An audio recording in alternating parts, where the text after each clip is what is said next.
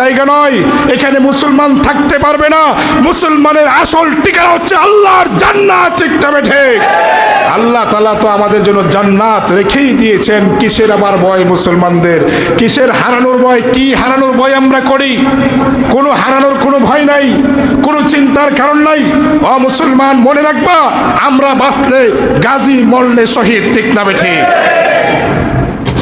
মোহতারাম হাজরিন, আজকে মুসলমান ঐক্য নাই, মুসলমানদের ভিতরে কোনো ঐক্য নাই। আজকে মুসলমান একজন আরেকজনের বিরুদ্ধে সবসময় ষড়যন্ত্র লিপ্ত আছে, ঠিক না ঠিক? এক মুসলমান আরেক মুসলমানরে দেখতে পারে না, এক হুজুর আরেক হুজুরে দেখতে পারে না, একজন নামাজি আরেকজন নামাজিকে দেখতে পারে না। এদের ভিতরে আজকে দ্বন্দ্ব হওয়ার কারণেই সামান্য গোষ্ঠী কয়েকজন মাত্র, কয়েকজন, যেটা এত হাজার মানুষের প্রয়োজন নাই, কয়েকজন মজবুত ইমানদার যদি দাঁড়িয়ে যায়, এমন হাজারো লক্ষ কাফের পালিয়া দেশ ছাড়তে বাধ্য হবে, ঠিক না ঠিক?